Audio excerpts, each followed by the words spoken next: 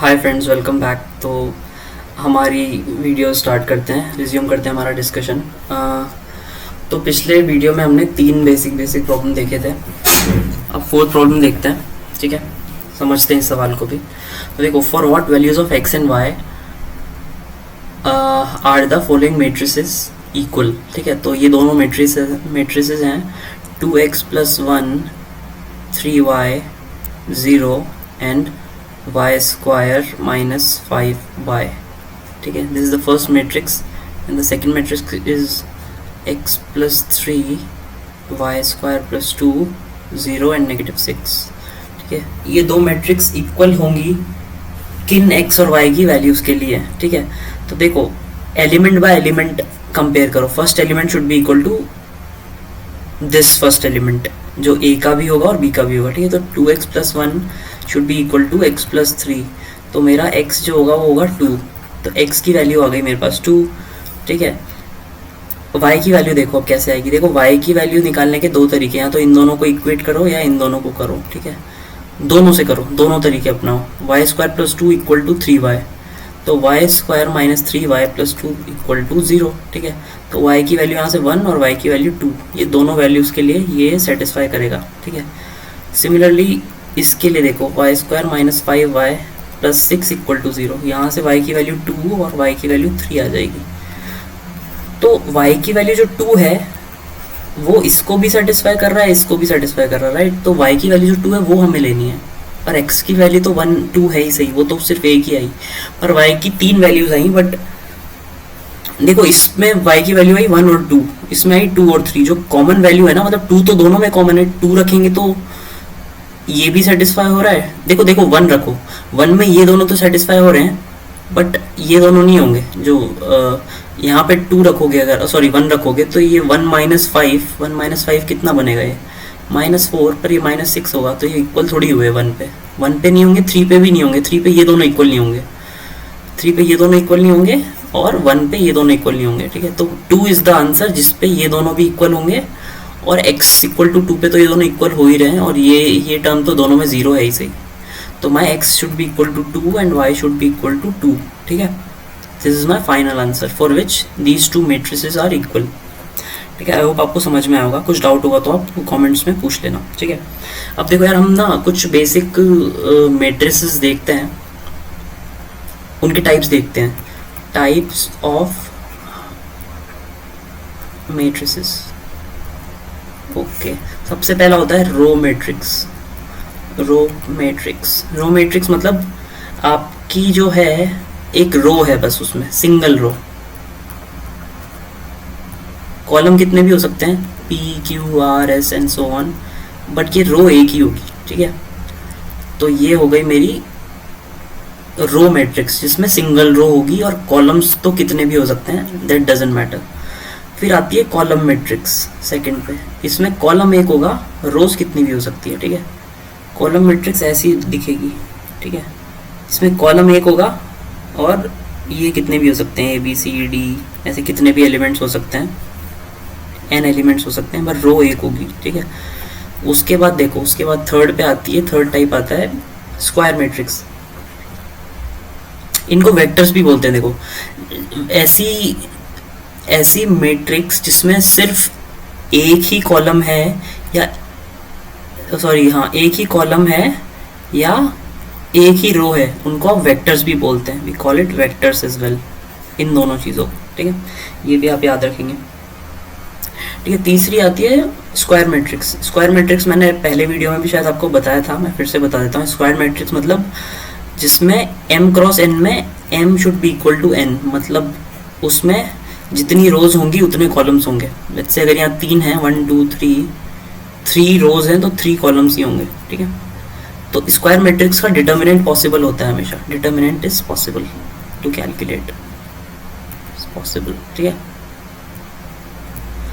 तो ये हो गई आपकी स्क्वायर मैट्रिक्स। ठीक है, अब फिर होती है डायगोनल मैट्रिक्स। डायगोनल मैट्रिक्स में क्या होता है, डायगोनल मैट्रिक्स में होता है कि आपका डायगोनल पे सिर्फ एलिमेंट होते हैं। जैसे ये है, तो सिर्फ एक स्क्वायर मैट्रिक्स ही होती है, सबसे पहली बात, स्क्वायर मैट्रिक्स का ही पार्ट है ये, 3 का लेट्स से फर्स्ट पार्ट है डायगोनल मैट्रिक्स, ठीक है। स्क्वायर मैट्रिक्स का ए मान लो इसको, तो diagonal matrix is a part of square matrix, ठीक है। स्क्वायर मैट्रिक्स का भी स्पेशल केस है, मतलब यहाँ तो A B C D E F G H I ऐसे हो सकता है, यहाँ पे सिर्फ ए बी सी डी, ये बाकी सब 0 0 0 होंगे, ठीक है। ऐसे ये भी सब 0 0 0 सॉरी 0 0 0 0 0 0, ठीक है। तो इसमें सिर्फ डायगोनल पे एलिमेंट होंगे, बाकी सब 0 डायगोनल मैट्रिक्स में, ठीक है। उसके बाद आती है अपर ट्राइंगुलर और लोअर ट्राइंगुलर या ट्राइंगुलर मैट्रिक्स। ट्राइंगुलर मैट्रिक्स में क्या होगा, ये ट्राइंगुलर मैट्रिक्स भी स्क्वायर मैट्रिक्स का पार्ट है। तो ट्राइंगुलर मैट्रिक्स में क्या होगा कि ट्राइंगुलर में अच्छा पहले मैं ये देख लेता हूँ, बता देता हूँ स्केलर मैट्रिक्स बताता हूँ आपको। Scalar matrix,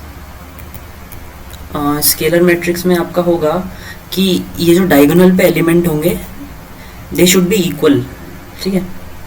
they should be equal like 4 4 4, ये बाकी तो 0 होंगे सब, ठीक है, या फिर 1 1 1 एंड सो ऑन, ठीक है।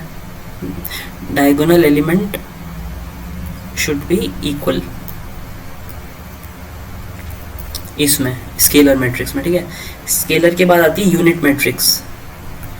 यूनिट मैट्रिक्स में ये इक्वल भी होंगे और 1 1 1 होंगे, 1 1 1, बाकी सब 0, ठीक है। ये मेरी हो गई यूनिट मैट्रिक्स, इसको यूनिट मैट्रिक्स बोलते हैं। ये ज़रूरी नहीं है 3x3 की हो, ये n×n की हो सकती है, ठीक है। बट ये स्क्वायर मैट्रिक्स का ही पार्ट है सब, तो all this are part of square matrix. Diagonal matrix भी स्क्वायर मैट्रिक्स का पार्ट है, स्केलर मैट्रिक्स भी स्क्वायर मैट्रिक्स का पार्ट है, और यूनिट मैट्रिक्स भी मेरा स्क्वायर मैट्रिक्स का पार्ट है, ठीक है। और उसके बाद आती है ट्रायंगुलर मैट्रिक्स। अब हम देखते हैं ट्रायंगुलर मैट्रिक्स, ये भी स्क्वायर मैट्रिक्स का ही पार्ट है। ट्रायंगुलर मैट्रिक्स में क्या होता है कि आपके मतलब एक ट्रायंगल बनता है, ठीक है। Let's say A B C D, अब देखो या तो सिर्फ यहाँ पे एलिमेंट होंगे, यहाँ पे 0 0 होगा सब, ठीक है। यहाँ पे कुछ होगा K L M N O P इस टाइप के, यहाँ पे कुछ एलिमेंट्स होंगे, डायगोनल पे तो होंगे होंगे बट उसके नीचे 0 होगा, तो इसको बोलेंगे शायद अपर ट्रायंगुलर बोलेंगे। मैं एक बार कंफर्म करके बता देता हूँ आपको, जस्ट अ सेकेंड। ये होगा हाँ अपर ट्रायंगुलर, ठीक है, क्योंकि इसमें अपर में एलिमेंट है, अपर में एलिमेंट है ना, ये ऊपर एलिमेंट है और नीचे एलिमेंट नहीं है, तो ये अपर ट्रायंगुलर होगा। और लोअर ट्रायंगुलर होगा ये वाला केस, जब ए बी सी डी, यहाँ पे K L M N O P, यहाँ पे 0 0 0 कुछ होगा ना, 0 0 0 0 0 0, तो ये मेरा बनेगा लोअर ट्रायंगुलर, ये लोअर ट्रायंगुलर होगा, ठीक है,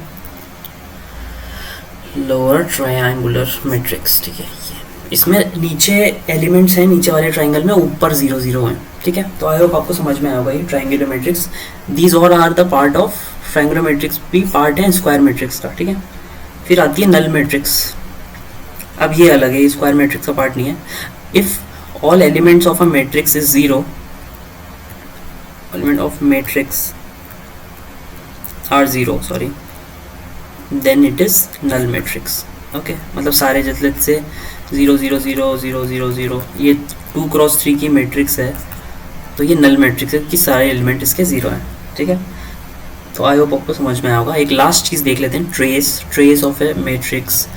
trace of a matrix, trace क्या होता है, देखो ट्रेस होता है आपका कोई भी मैट्रिक्स है उसके डायगोनल एलिमेंट्स का सम इज अ ट्रेस, ठीक है। तो A11 A12 A13 A21 A22 A23 A31 A32 A33, देखो सबसे पहली बार डायगोनल एलिमेंट में AMM ऐसी फॉर्म आती है हमेशा, मतलब जो रो है वो ही कॉलम है। देखो यहाँ पे भी जो रो है वो कॉलम है, यहाँ पे भी जो रो है वो कॉलम है। तो ये जो डायगोनल एलिमेंट्स है ना, इनमें m=n होता है, ठीक है।